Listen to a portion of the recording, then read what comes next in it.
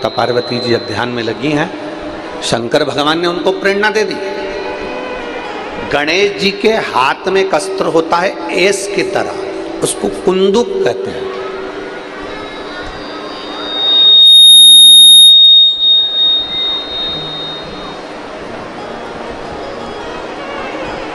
उसको कुंदुक कहा जाता है। पार्वती जी ने उस कुंदुक को उठाया और कुंदुक को उठाकर जो प्रहार करा विदल उत्पल पर, विदल उत्पल के प्राण तो छूट गए पर वो कुंदुक जाकर देवादिदेव महादेव के पास में गिर गया, शिव जी के चरणारविंद के पास में गिरा। और जैसे ही शंकर भगवान के चरणों में जाकर वो कुंदुक गिरता है, शंकर भगवान प्रसन्न चित्त में माता पार्वती से कहते हैं, पार्वती तुम्हारे द्वारा फेंके गए इस कुंदुक को मेरे चरणारविंद में आना था, इसलिए मेरे नाम का उच्चारण होना था, तो मेरा नाम कुंदकेश्वर महादेव होगा। मेरा नाम कुंदकेश्वर महादेव। आवाज बिल्कुल सही नहीं है आज साउंड की। मेरा नाम कुंदकेश्वर महादेव होगा क्योंकि ये कुंदुक मेरे चरणों में आकर गिरा है। और सुनो पार्वती, संसार का मनुष्य, संसार में जन्म लेने वाला मानव, संसार का मनुष्य, संसार में जन्म लेने वाला मानव जब विषम, बहुत गहन, बहुत तीव्र बीमारी में जब घिर जाता है, बहुत तीव्र बीमारी में, गहन बीमारी में,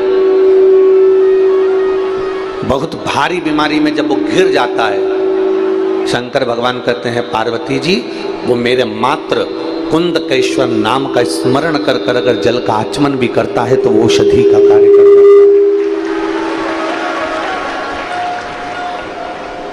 मान लो जल का आचमन भी करा ना उसने तो वो औषधि का कार्य कर जाता है।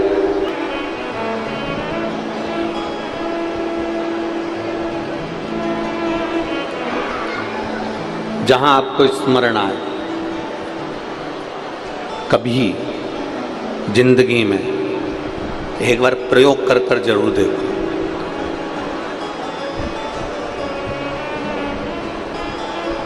कभी जिंदगी में एक बार प्रयोग कर कर जरूर देखो।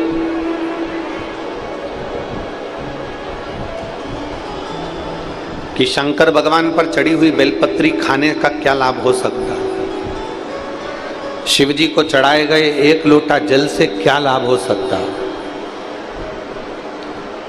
अभी बीच में हमारे शरीर को कष्ट हुआ, चोट लगी, डॉक्टरों के हिसाब से महीने ज़्यादा लगने थे,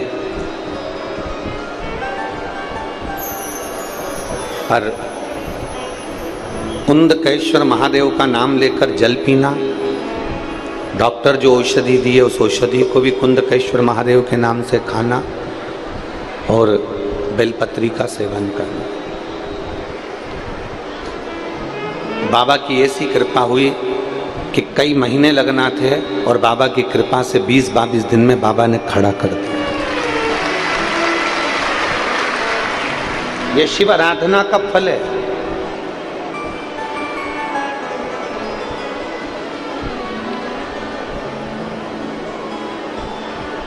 हम कहते हैं अपने ऊपर भी प्रयोग कर कर देखिए, अपने ऊपर भी शिव महापुराण की जो कथा के जो तत्व हैं, भगवान शंकर की कथा के जो उपाय हैं, भले दुनिया के लोग उसको टोटका कह दें चाहे टोना कह दें,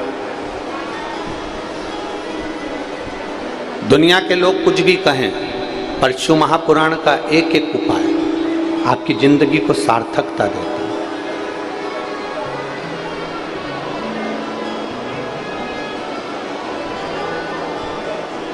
जो बच्चे शहद लगी हुई बेलपत्री को शंकर को समर्पित कर कर जाते हैं और खूब अच्छी मेहनत करते हैं, खूब अच्छी मेहनत,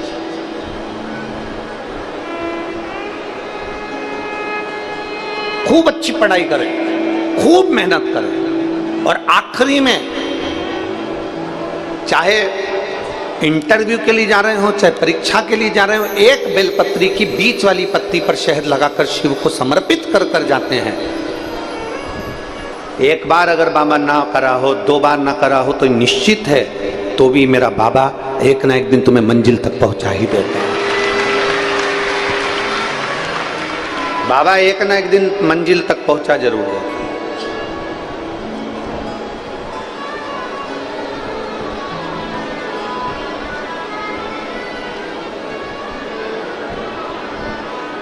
आपकी लगन, आपकी मेहनत और आपका कर्म, ये बहुत जरूरी है। शंकर भगवान ने षडानंद कार्तिकेय जी को और भगवान श्री गणेश जी महाराज को बिठाकर समझाया था कि गणेश सुनो और कार्तिकेय सुनो।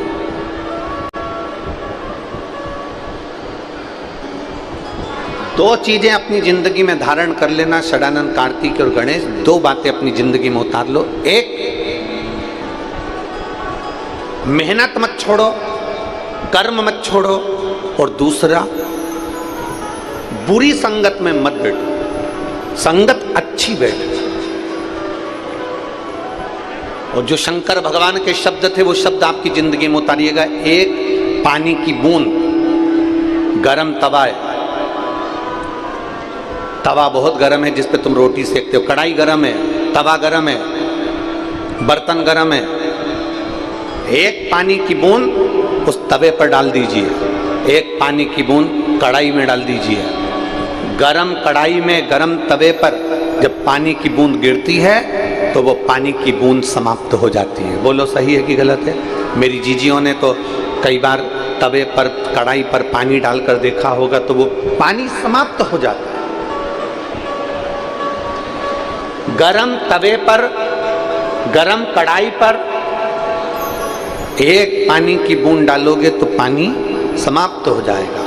वही पानी की बूंद कमल के पुष्प के ऊपर पड़ जाती है, सूर्य की रोशनी में चमकती है तो वो एक हीरे जैसी चमक पा जाती है। वो पानी की बूंद गरम तवे पर पड़ी, समाप्त हो गई। पानी की बूंद कमल के पुष्प पर पड़ी, फूल पर पड़ी, वो चमक गई। और वही पानी की बूंद सीप में पड़ी तो मोती बन गई। वही पानी की बूंद सीप के अंदर गई, मोती बन गई। शिव महापुराण की कथा कहती है ये आपके ऊपर निर्भर करता है कि आप किस संगत में बैठ रहे हो।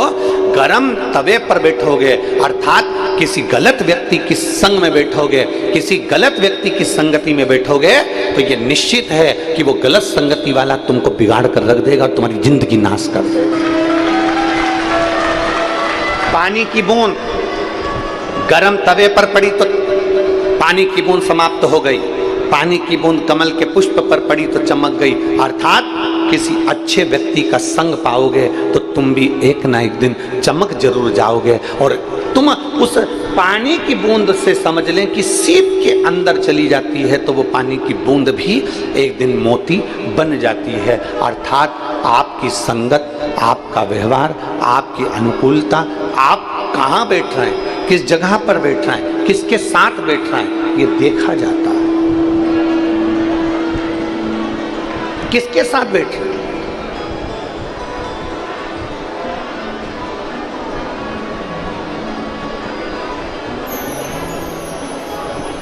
जिसके साथ बैठ रहे हो बर्बाद तो नहीं कर रहा है आपको। 3 मित्र व्यक्ति को बर्बाद कर देते हैं, हमने पहले भी कथा में कहा। पहले नंबर का ताली, प्रशंसा करने वाला तुम्हें एक दिन बर्बाद कर देगा। बहुत बढ़िया, दे 2-4 और धर के दे, खूब मार अच्छे से, तेरे में इतनी दम है रे, तेरे पास खूब पैसा है, तेरे पास कमी है क्या? 2-4 को अगर मार भी देगा तो तेरा पिताजी छुड़ा लाएगा। ये प्रशंसा करने वाले, ताली बजाने वाले, प्रशंसा करने वाले एक दिन तुमको खड्डे में लाकर छोड़ देंगे। ताली मित्र, थाली मित्र, होटल में खिलाने वाले एक दिन तुझे बर्बाद कर कर छोड़ देंगे। और तीसरे नंबर पर है प्याली मित्र, एक साथ पीना, जो तुम्हें पीने की भी आदत ना हो और पीने की आदत डाल दें, वो तुमको बर्बाद के सिरे पर लाकर छोड़ देंगे। ये निश्चितता है। बहुत देर तक उसके मंदिर में बैठे रहना, उससे ये नहीं कि आप 2 घंटा, 4 घंटा, 6 घंटा, 8 घंटा भगवान के मंदिर में बैठे हुए हो तो भगवान जल्दी प्रसन्न होगा।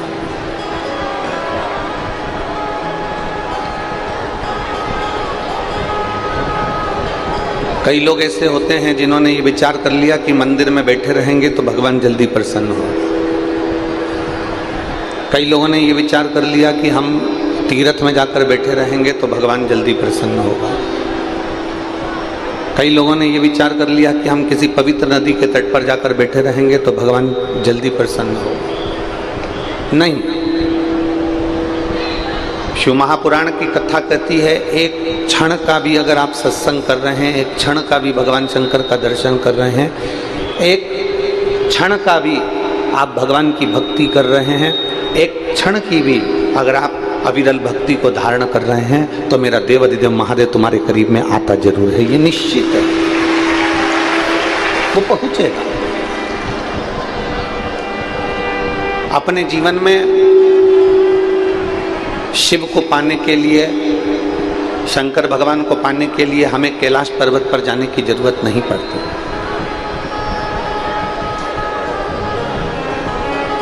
अगर कोई तुमसे कहे कि कैलाश पर्वत पर जाएंगे तो शंकर जी मिल जाएंगे, अगर कोई तुमसे कहे कि हम कैलाश पर्वत पर जाएंगे तो हमें भगवान देवाधिदेव महादेव प्राप्त हो जाएंगे, तो शिव भगवान से, भगवान ओघड़दानी से, भगवान देवाधिदेव महादेव से माता पार्वती जी ने भी अपने मन की बात पूछी।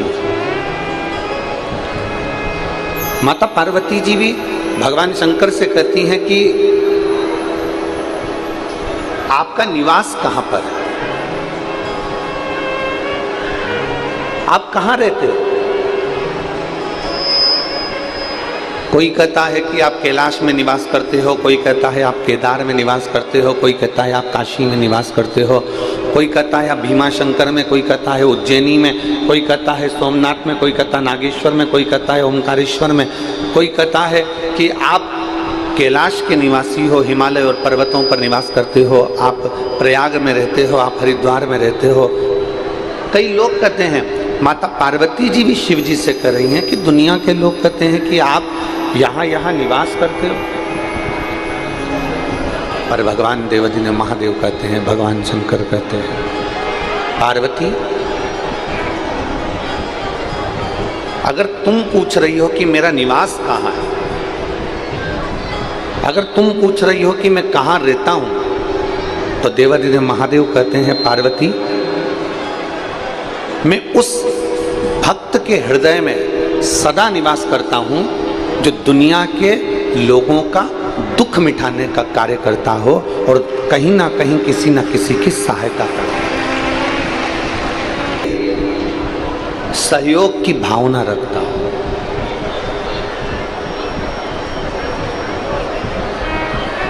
जो किसी ना किसी रूप में दूसरे का सहयोग कर रहा है, किसी ना किसी रूप में दूसरे को सपोर्ट कर रहा है। शिव कहते हैं मैं उसके साथ में हूं, देवाधिदेव महादेव कहते हैं कि मैं उसके करीब में हूं, उसके साथ में। कल एक भक्त से बात हो रही थी खंडेलवाल जी के यहाँ, जब हम शाम के समय पर मिल रहे थे तो एक भक्त से बात हो रही थी, तो वो भक्त पूछ रहा था कि अपने बच्चों को, अपने परिवार को हम क्या देकर जाएं, अपने बच्चों को, अपने परिवार को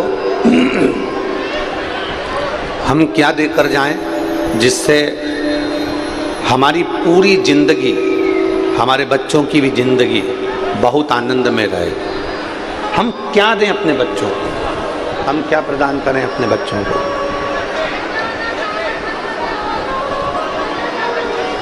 हम अपने बच्चों को दें तो दे क्या। भगवान देवाधिदेव महादेव का चरित्र कह रहा है, भगवान शंकर की कथा कर रहा है।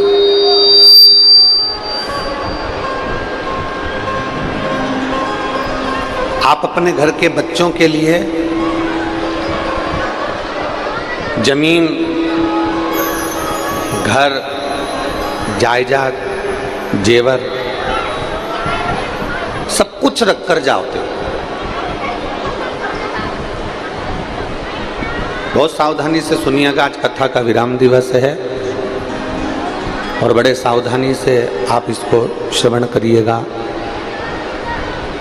आप अपने बच्चों के लिए जमीन रख दी है, आप अपने बच्चों के लिए जायज अपने घर के बच्चों के, पर शिव महापुराण की कथा कहती है बच्चों के लिए जमीन रखो मना नहीं है, बच्चों के लिए गाड़ी रखो मना नहीं है, बच्चों के लिए जायदाद रखो मना नहीं है, बच्चों के लिए बंगला और जेवर रखो मना नहीं है। पर शिव महापुराण की कथा कहती है बच्चों के लिए अपने जीवन का करा हुआ थोड़ा सा पुण्य भी रख कर जाना, जिससे इनकी जिंदगी सहजता से चल सके।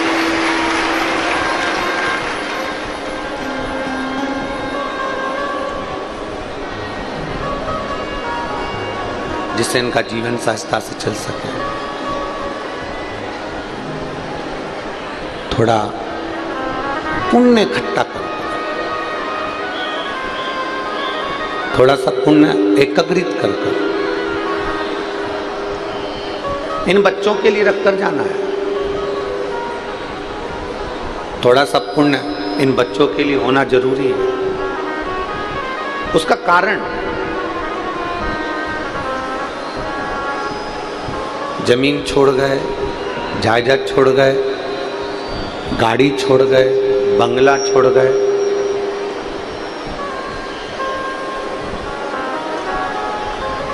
आप जमीन जायदाद गाड़ी बंगला सब कुछ छोड़कर चले गए, सब कुछ, और मालूम पड़े कि आपका पुण्य उन बच्चों के पास में है ही नहीं। मान लो पुण्य है ही नहीं, तो वो जमीन जो तुम छोड़ कर गए हो ना, वो जमीन उसका भोग नहीं कर पाएगा। गाड़ी बंगला छोड़ कर गए हो तो उसका भोग नहीं कर पाएगा।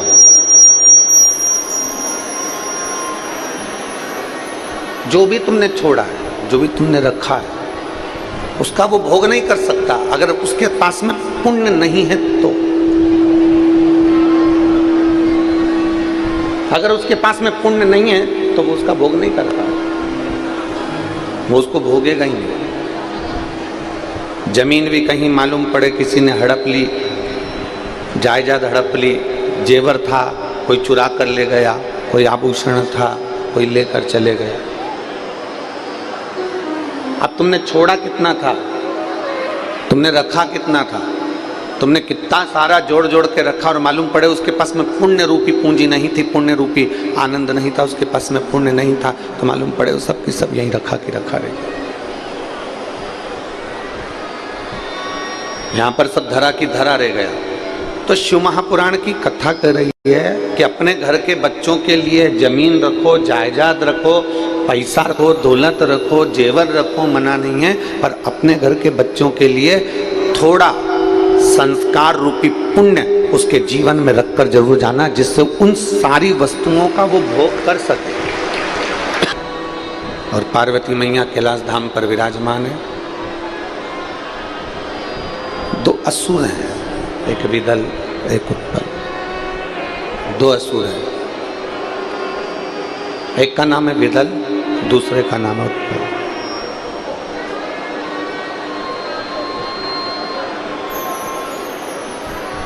इन दोनों ने माता पार्वती जी की सुंदरता को देखा, आकर्षित हुआ। कल कथा में कहा था कि चोर की नजर चैन पर होगी और लुच्चे की नजर आपकी सुंदरता पर होगी। ये विदल और उत्पल, ये दो जो असुर हैं, विदल और उत्पल जो राक्षस हैं, दो असुर हैं, उन विदल और उत्पल ने माता पार्वती जी को देखा तो उनकी सुंदरता की ओर आकर्षित हो गए।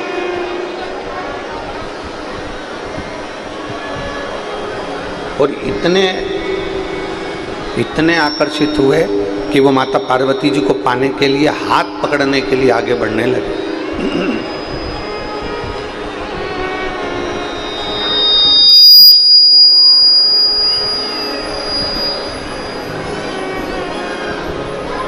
माता पार्वती जी का हाथ पकड़ने के लिए आतुर होने लगे और पार्वती जी ने देखा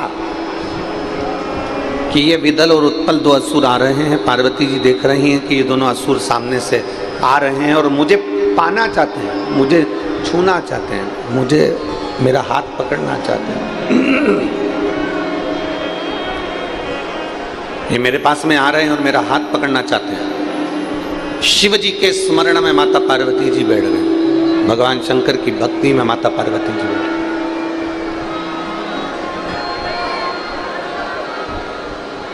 और जो पार्वती मैया भगवान शंकर की अविरल भक्ति में डूबी, अच्छे कार्य की, श्रेष्ठ कर्म की प्रेरणा मेरा देवाधिदेव महादेव ही देता है। जब इस शरीर के द्वारा, इस आत्मा के द्वारा, इस मन के द्वारा, आप हो, हम हैं, किसी के भी शरीर के द्वारा, आत्मा के द्वारा, मन के द्वारा कोई अच्छा कार्य हो रहा हो ना, बहुत अच्छा कार्य आपके हाथ से हो रहा हो, तो समझ लेना ये प्रेरणा देने वाला कोई दूसरा नहीं, ये देवाधिदेव महादेव ही प्रेरणा दे रहे हैं। जैसे ये पवन जी हैं, विशाल जी हैं, सागर जी हैं, मोनू जी हैं, ये सब जो कथा का आयोजन करा रहे हैं,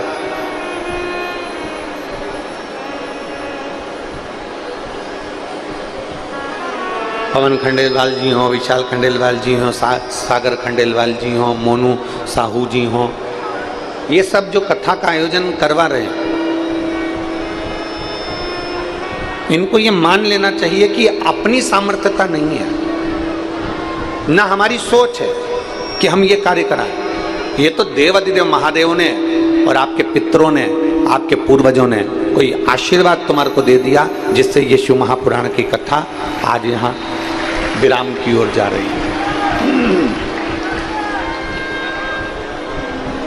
ये आशीर्वाद है उनका, कहीं ना कहीं उनकी प्रेरणा है, ये कहीं ना कहीं उनका आशीर्वाद है।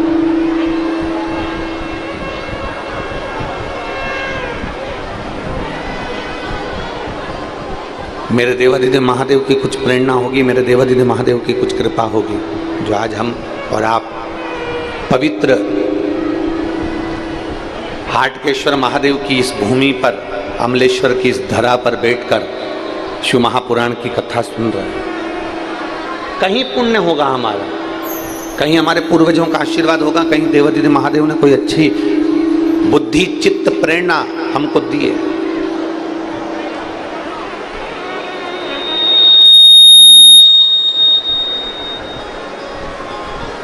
ये उसकी कृपा है, ये उसकी दया है, ये उसकी उदारता है। पार्वती मैया ध्यान में बैठी हुई है, माता पार्वती जी ध्यान में लगी हुई है, और मां जगत जननी माता। आप किसकी जिंदगी जी रहे हो?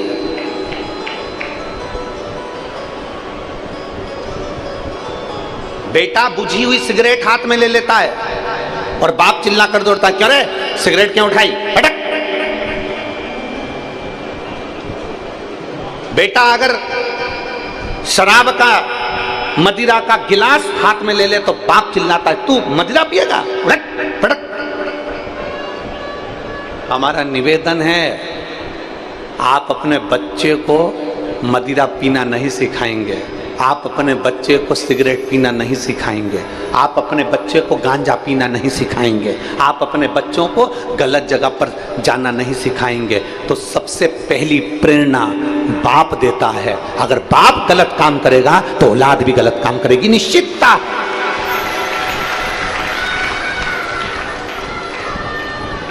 अभी कथा में कहा, अपने घर के बच्चों को तुम जमीन देकर जाओगे, अपने घर के बच्चों को तुम मकान देकर जाओगे, अपने घर के बच्चों को तुम गाड़ी देकर जाओगे, अपने घर के बच्चों को तुम जेवर देकर जाओगे, सब कुछ देकर जाना। अगर आप अपने बच्चों को संस्कार देकर नहीं गए तो ये बच्चे जितनी जमी जमाई जमीन जायदाद गाड़ी बंगला है ना, एक दिन नशे की हालत में कहाँ सिग्नेचर कर कर आ जाएगा, किसको देकर आ जाएगा मालूम नहीं पड़ेगा, कहाँ बर्बाद कर कर आएगा मालूम नहीं पड़ेगा। शिव महापुराण की कथा में संकल्प लेकर जाया करो कि मैं संकल्प लेकर जा रहा हूं कि मैंने अभी तक भले दारू का नशा करा हो, सिगरेट का नशा करा हो, गांजे का नशा करा हो, चरस का नशा करा हो, मैंने जिंदगी में सारे नशे करे हो, पर आज शिव महापुराण की कथा से मैं प्रेरणा लेकर जाता हूं कि अपनी औलाद को अगर अच्छा बनाना है तो सबसे पहले नशा मैं छोड़ूंगा।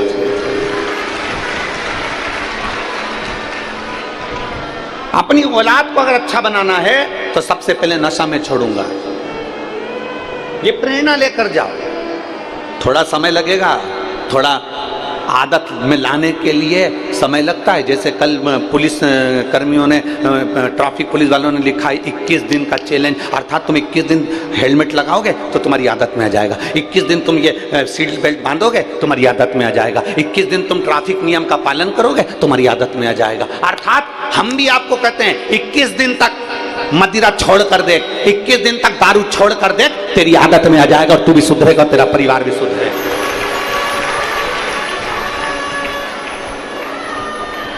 अपने बच्चों को हम गर्त में लेकर जा रहे हैं,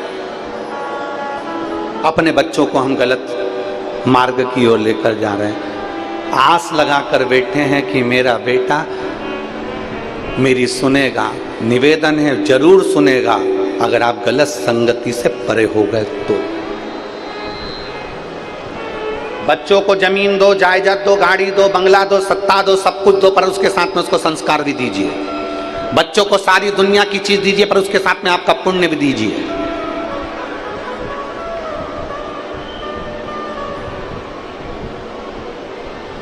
पुण्य भी दो उसको।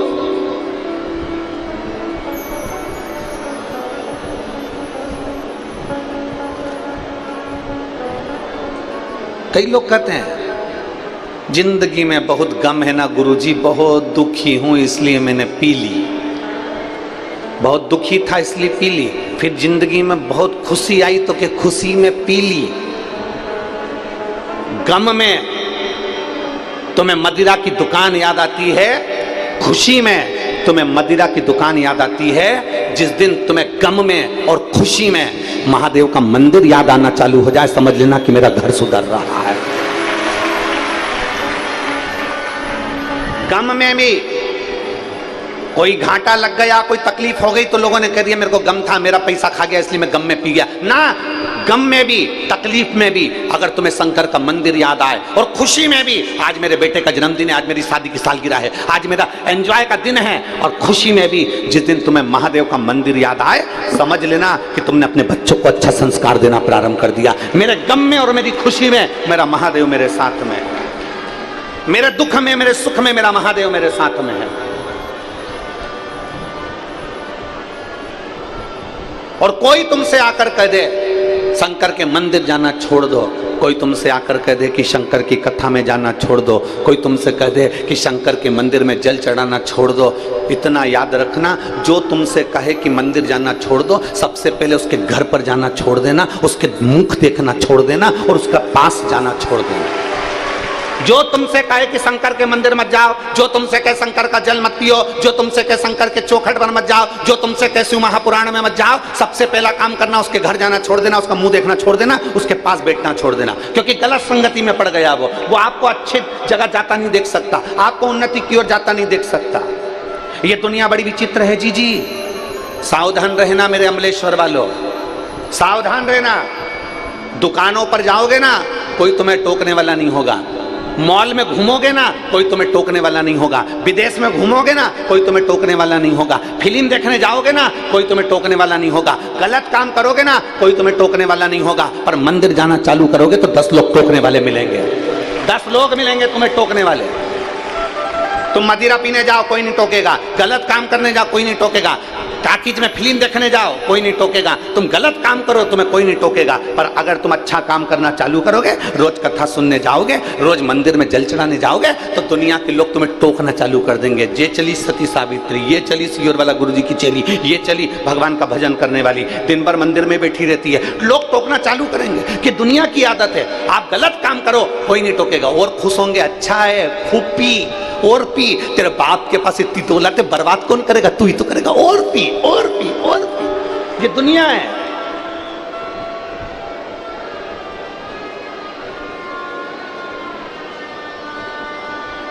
कोई नहीं टोकेगा। फिल्म देखने जाओ, बोला ईमानदारी से बोला, आप लोग कभी टाकीज में गए हो फिल्म देखने के लिए, किसी ने टोका तुमको कि फिल्म मत देखा करो, फिल्म मत जाया करो? आप लोग रायपुर में बड़े बड़े मॉल में घूमने के लिए जाते हो, उस मॉल में किसी ने टोका? या मॉल में काय को आते हो, मॉल में मत जाया करो, दुकान पर मत आया करो, कोई ने टोका? टोकेंगे तो केवल एक बात के लिए टोकेंगे, क्या करोगे कथा में जाके? गर्मी बहुत तेज पड़ रही है, धूप बहुत तेज पड़ रही है, बहुत ऐसा हो रहा है, क्या करोगे कथा में जाकर? क्या करोगे मंदिर जाकर? मंदिर जाने की कोई अपनी उम्र है? जब बुढ़े हो जाएंगे जब मंदिर जाएंगे। बुढ़े हो जाओगे तो हाथ कांपेंगे, नेत्रों से दिखाई नहीं देगा, पूरा की पूरा सोफा सेट निकल जाएगा,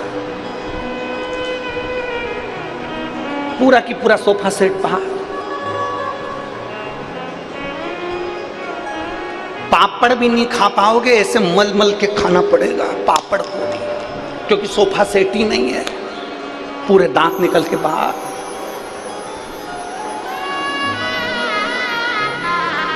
और दाल और बाटी तो भूल ही जाओ, फिर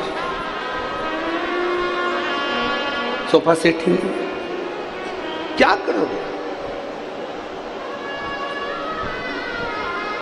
देखिए, half set, full set, dinner set, drawing set, sofa set, और मालूम पड़े घर में आदमी अपसेट, क्या करेगा वो सेट?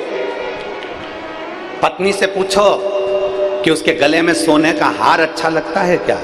पत्नी एक ही बात कहेगी, ये सोने का हार जब शोभा देगा जब मेरा पति गलत संगति से बाहर होगा, तो सोने का हार भी मेरे गले में शोभा देगा। क्या मेरे हाथ में ये सोने की चूड़ियां शोभा देगी? हीरे रतन माणिक मोती की चूड़ियां शोभा देगी? नहीं, शोभा जब देगी जब मेरे पति पर कोई उंगली ना उठाए, कोई मेरे पति को नशेला गंजेड़ी भंगेड़ी आप शब्द ना कहे। मेरा पति जब श्रेष्ठ हो जाए तो मेरे हाथ में हीरे की चूड़ियां भी शोभा देती हैं, मेरे गले का हार भी शोभा देता है। पत्नी से पूछो। इसलिए निवेदन है मेरा, आप सब किस संगति में आना पसंद करेंगे, किसके करीब रहना पसंद करेंगे? जो आपको सतमार्ग बताएगा ना, वो दोस्त भी अच्छा नहीं लगेगा आपको। अगर कोई दोस्त नहीं पीता ना और वो सही में बोलेगा आपको कि क्यों पीता है रे, देख भाभी की ओर देख, बच्चों की ओर देख, क्यों गलत काम करता है रे, तो वो दोस्त गलत लगेगा आपको, वो मित्र बेकार लगेगा आपको। सियोर वाला महाराज अगर समझाने का काम करेगा तो सियोर वाला महाराज बुरा लगेगा आपको। अरे महाराज, कहां की कथा लेके बैठे हो? शंकर जी का कथा बताओ, क्यों फालतू की बात लेकर बैठे हो? शिव महापुराण की कथा कहती है, शंकर जी का चरित्र कहता है। दुनिया के लोग भजन में गाना गा गा के कहते हैं कि वो पार्वती जी भांग घोटे और पीवे भोला। कई लोग कहते हैं पार्वती जी भांग घोटती हैं, शंकर जी भांग पीते हैं। पर शिव महापुराण में कहीं नहीं लिखा कि पार्वती जी ने भांग घोटी है और शंकर जी ने पी है, कहीं नहीं। भारत की नारी, भारत में जन्म लेने वाली एक स्त्री अपने पति को नशे में नहीं देख सकती, तो मेरी पार्वती भांग घोट कर पिलाएगी? भूतो न भविष्यति, कभी नहीं। मेरी पार्वती मैया कभी भांग घोट कर नहीं पिला सकती, क्योंकि पार्वती जी भी भारत की वो भूमि की, इस कैलाश धाम की, इस पृथ्वी की माता है। और माता कभी भी गलत प्रेरणा नहीं दे सकती, प्रेरणा अच्छी ही देगी,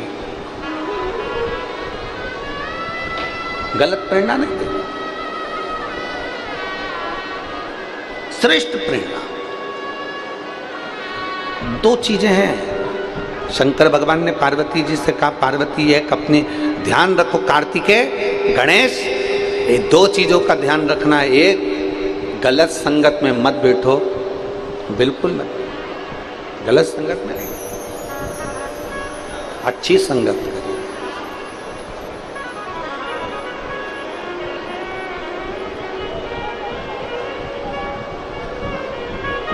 और सत्संगति से प्यार करना सीखो जी, इस देह का उद्धार करना सीखो जी। ये मानव का शरीर मिला है ना, इसका उद्धार कैसे होगा? कैसे? कोई किसी को याद नहीं रखता महाराज, कोई किसी को याद नहीं। अच्छे अच्छे करोड़पति मर जाते हैं, उनकी मूर्ति चौराहे पर नहीं लगती है। जिसके पास में 5-5, 10-10 हजार बीघा जमीन थी, मर गया, उसकी मूर्ति भी चौराहे पर नहीं लगती है। कहीं का करोड़पति मरता है, उसकी मूर्ति चौराहे पर नहीं लगती है। कहीं का धनपति मरता है, उसकी मूर्ति चौराहे पर नहीं लगती है। चौराहे पर वो मूर्ति लगती है जिसने जनमानस के लिए कुछ अच्छा करा हो और करता करता चले गया हो, उसकी मूर्ति चौराहे पर लगती है। कितने करोड़पति मर गए, कितने अरबपति मर गए, कितने धनपति मर गए, जिनके खुद के बैंक चलते थे वो मर गए। उनकी मूर्ति कभी चौराहे पर लगी हुई नहीं देखोगे। करोड़पति की मूर्ति किसी चौराहे पर लगी हुई नहीं देखोगे। अच्छा कर कर जाइए जिंदगी में, और अच्छा कर कर जाओगे तो जीवन भर याद रखोगे, जीवन भर। अमलेश्वर के लोग, अमलेश्वर के भक्त और अमलेश्वर के आसपास के 40-50 गांव के लोग, श्री पवन खंडेलवाल जी हों, विशाल खंडेलवाल जी हों, चाहे सागर खंडेलवाल जी हों, चाहे मोनू जी साहू हों, ये पक्का है कि जब जब अमलेश्वर में कोई भी कथा होगी, सबसे पहले सब लोग तुम चारों को याद करेंगे कि कथा करवाई थी तो इन्होंने करवाई थी। याद करेंगे लोग कि आपने कथा करवाई।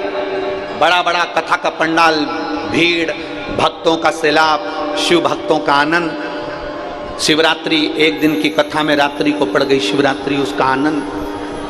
तुम अच्छा तो करो।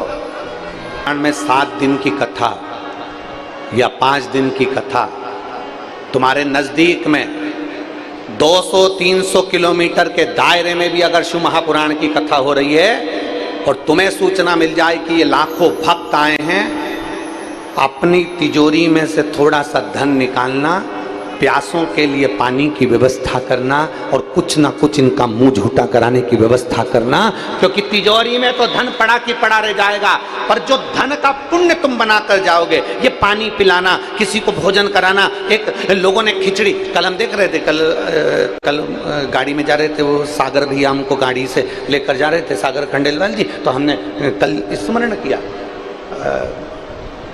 परसों भी वो विशाल ले जा रहे थे, फिर एक बार मोनू साहू जी ले, तो हमने देखा कि जिनके पास में धन ही नहीं है, जिनके पास में कुछ भी नहीं, और मैंने जो देखा है, मुझे विश्वास है कि आपने भी देखा होगा। जब रोड से जा रहे होगे ना, तो तुमने देखा होगा कई गरीब माताएं इतने बड़े बड़े भगोने में खिचड़ी बना कर ले आई, कोई मीठा चावल बना कर ले आई, कोई हलवा बना कर ले आई गाड़ी में, और गाड़ी में लाकर चमचे से दोने के अंदर दे रही है। उसके पास में इतना नहीं है, फिर भी उसने करने की सामर्थ्यता रखी है और लोगों को खिलाने की सामर्थ्यता।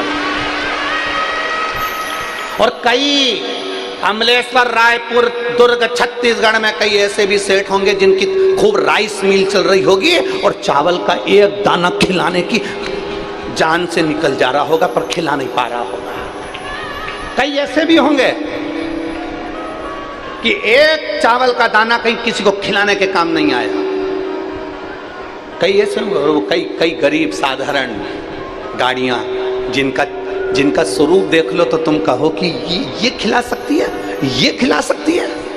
अपने क्षेत्र में 300 किलोमीटर के अंदर, 200 किलोमीटर के अंदर, 250 किलोमीटर के अंदर भी अगर कोई कथा हो रही है शिव महापुराण की, और कहीं कुबेरेश्वर बाबा की कृपा से कुबेर भंडारी आया हो और लाखों की संख्या में भक्त पहुंचे हो, तो अपने तिजोरी में से थोड़ा सा धन निकालना, क्योंकि ये धन का पुण्य बनाना है। पुण्य बनाओगे तो साथ लेकर जाओगे। धन कोई साथ लेकर नहीं जा सकता, पर धन का पुण्य बनाकर साथ ले जाया जा सकता है। धन का पुण्य बनाइए। हम ये भी नहीं कहेंगे कि किसी को दे दो, तुम तो सीहोर वाले महाराज को भी मत दो, पर इतना याद रखना कई के महाराज को मत दो, पर अपने हाथ से करो। कल हमने वो देखा तो हमने वो उसको सागर को कहा कि सागर खंडेलवाल जी को कि सागर भैया ये गाड़ी थोड़ा स्लो करो। उनने गाड़ी स्लो करी। हमने देखा कि उनके घर के बाहर एक प्याऊ लगा था। तो प्याऊ लगा तो पूछना, हमने ये बात कही कि नहीं। तो हमने कहा कि ये प्याऊ अभी कार्यक्रम के लिए लगा है कि पहले से लगा है। तो वो सागर भैया बोलते नहीं गुरुजी, यहाँ तो प्याऊ पापा का बड़ा मन रहता, मम्मी का तो ये चलता ही रहता है। हमने उनको कहा साधुवाद है आपको, कम से कम जनमानस की प्यास बुझाने के लिए आपने एक प्याऊ तो लगा रखा है। ये साधुता है, इसको देखकर प्रसन्नता होती है। किसी भूखे को भोजन कराना, किसी प्यासे को पानी पिलाना। कोई बच्चा एजुकेशन के लिए पढ़ना चाहता है, उसकी बच्चे की लगन है, उसके पास में पैसा नहीं है और उसे पढ़ना है, उस बच्चे की एजुकेशन कराने का प्रयास करो।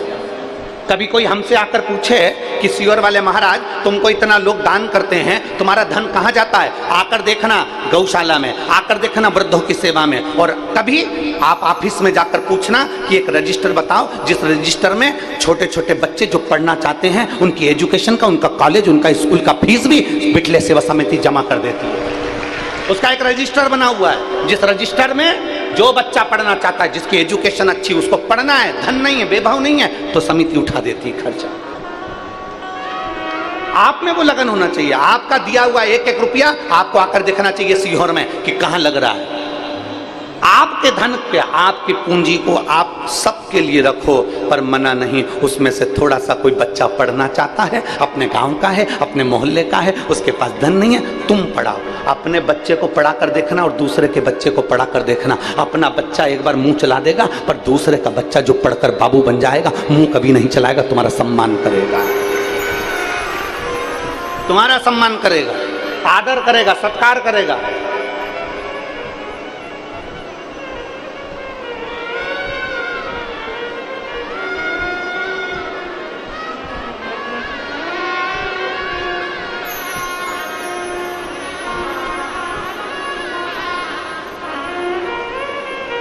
एक ट्रक के पीछे लिखा था, एक ट्रक के पीछे लिखा था कर भला तो। आप लोगों ने पढ़ा है, हम समझे ट्रक के पीछे, हम नहीं पढ़ा। जम के बोलो क्या लिखा था? कर भला तो हो भला, अच्छा करिए अच्छा मिलेगा, सत्कर्म करिए सत्कर्म मिलेगा, श्रेष्ठ करिए। और ये श्रेष्ठ करने की प्रेरणा कोई दूसरा नहीं देगा। अच्छा करने की प्रेरणा घर की नारी दे सकती है। पत्नी अपने पति से कहे, सुनो अपने नगर में कथा हो रही है, जाओ 2-4 पानी के केरिड लो और बटवा दो। तो पति मना भी करे तो पत्नी को प्रेरणा देना चाहिए। कारण क्योंकि वो पत्नी नहीं है, वो धर्म पत्नी है। पत्नी में और धर्म पत्नी में जमीन आसमान का अंतर होता है। पत्नी पति को पतन के रास्ते पर ले जाती है और धर्म पत्नी पति को धर्म के पथ पर लेकर जाती है। प्रेरणा पत्नी दे, धर्म पत्नी दे। दुकान पर कौन बैठता है? पत्नी की पति। जम के बोलो जल्दी से, अरे बोलो तो। पति। कमाने कौन जाता है? पति। खेती में कौन कर रहा है? पति। अब दुकान चला रहा है तो दुकान पर दिन भर, ईमानदारी से बोलो, साबुन की टिकिया 12 रुपए की बिक रही है 20 रुपए की, तो वो 20 रुपए की बेच रहा है तो थोड़ा ना थोड़ा तो उसके मुंह से झूठ निकल रहा है ना, थोड़ा ना थोड़ा झूठ तो निकल रहा है। पति दुकान पर बैठेगा तो मुख से झूठ जरूर निकलेगा। ऐसा कोई संसार का व्यक्ति नहीं जो झूठ ना बोला हो। अगर दुकान पर बैठे हो, ऑफिस में काम कर रहे हो, नौकरी कर रहे हो, सर्विस कर रहे हो, तो एक ना एक बार कमाने के लिए तुम्हारे मुख से झूठ जरूर निकलता है। झूठ निकलता है तुम्हारे मुंह से। कमाते कौन हो तुम, लाते कौन हो तुम। लाकर पैसा किसको देते हो? पत्नी को। पत्नी चाहे तो पति को प्रेरणा दे कि तुम्हारी कमाई में से 1 रुपया निकाल कर सत्कर्म में लगाना।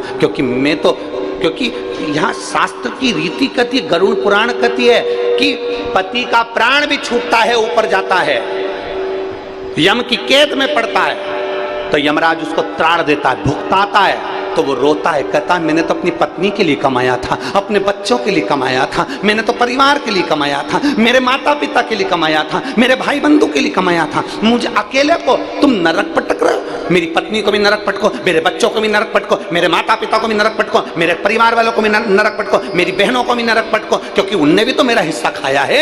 इतने में धर्मराज कहता है झूठ तू बोला, कपट तू करा, बेईमानी तू करा, तेरी पत्नी और बच्चे ने कभी नहीं कहा कि तू झूठ बोलकर कमाना, कपट कर कर कमाना, बेईमानी तूने करी, छल तूने करा, कपट तूने करा, तो भोगेगा भी तू, ना पत्नी ना बच्चे, कोई नहीं भोगेंगे, भुगतना तुझे अकेले को पड़ेगा।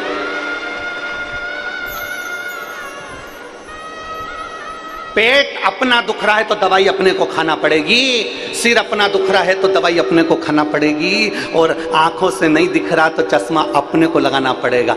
यहाँ तो उल्टी रीति हो रही है आज के जमाने में, पेट तुम्हारा दुख रहा है और दवाई पड़ोसी को खिला रहे, तू खा ले, मेरा पेट दुख रहा है, मेरा सिर दुख रहा है, दवाई तू खा ले। छींक अपन को आ रही है तो अपने को छींकना है, खांसी अपने को आ रही है तो अपन को खांसना है, दर्द अपने को हुआ है तो तकलीफ अपने को होना है। अगर नैनों से दिखाई नहीं दे रहा तो चश्मा अपने को लगाना है। उसी तरह अपने को अपना छींकना है, अपना खांसना है, अपना दर्द सहन करना है, तो अपना कष्ट भी अपने को ही भोगना, अपने, दूसरा नहीं भोगेगा भाई, नहीं। कथा करी, फिर एक वो कल आए थे अग्रवाल जी, उनके हमने कथा करी, तो वो कल मिलने आए, कोकड़ी वाले भी कल मिलने आए, हाले कोसा वाले दिनेश जी भी कल मिलने आए, सब मिलने आए। सबके मुंह पे एक बात, गुरुजी कथा दे दो, गुरुजी हमको कथा दो। अग्रवाल जी बोले गुरुजी हमको कथा दो। हमने कहा भी तो करी थी तुम्हारे यहाँ भी थी हल्दी कथा का, क्या काम कोकड़ी वालों से काम, तुमने भी तो कराई जयसवाल जी, फिर कथा। कहे गुरुजी बस ये ललक है भगवान की भक्त हो, शरीर के द्वारा कुछ अच्छा हो जाए, कुछ अच्छा। सब्र और कद्र दो चीजें हैं, जम के बोलो क्या क्या, आवाज नहीं आई, फिर से बोलो। सब्र और दूसरी कद्र। अगर आपके पास में धन नहीं है, तकलीफों की जिंदगी चल रही है, तो शिव महापुराण की कथा कहती है थोड़ी सब्र करना, थोड़ा धैर्य रखो, शांति रखो। कोई जल्दी बनता है, कोई लेट बनता है, शिव को जल चढ़ाने वाला एक दिन सेठ जरूर बनता है, एक दिन सेठ जरूर बनेगा। थोड़ा सब्र रखना, इंतजार करना, भटकना मती। लोग कहेंगे हमारे पास चल, वो बाबा जी के पास चल, ऐसी भभूति फेंकेगा और हंडा सोने का निकाल कर दे देगा। नहीं, अगर ऐसा बाबा कहीं का होता सोने का हंडा निकालने वाला, तो सबसे पहले अपना भंडारा भर लेता, फालतू के लफड़े में पड़ता ही नहीं।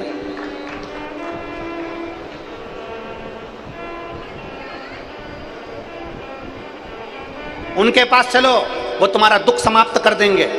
नहीं, अगर दुख समाप्त करने वाले होते तो सबसे पहले अपने परिवार को और अपने घर का दुख समाप्त कर लेते।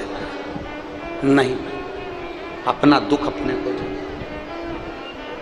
अपना दुख। दो चीजें दी हैं मेरे भोलेनाथ माता पार्वती जी से करें, दो चीजें मनुष्य के पास होना चाहिए, एक सब्र और दूसरी कद्र। थोड़ा समय लगेगा, दुख कटने में थोड़ी देरी लगेगी, सब्र रखना, इंतजार करना, थोड़ा इंतजार करो, सब्र रखो, होगा। कोई लेट बनता है, कोई जल्दी बनता है, शिव को जल चढ़ाने वाला एक दिन सेठ जरूर बन। थोड़ी सब्र रखना। एक बार में अगर सब आंकड़े की जड़ बांधी, संतान उत्पन्न नहीं हुई, दूसरी बार आंकड़े की जड़ बांधी, संतान उत्पन्न नहीं हुई, हिम्मत मत हारना। मेरे भोलेनाथ जी के दरवाजे पर लोटा भर के जल चढ़ाते रहना, उसके दरवाजे जाते रहना, जब तक वो तेरी गोदी नहीं भरे तब तक उसका दरवाजा मत छोड़ना।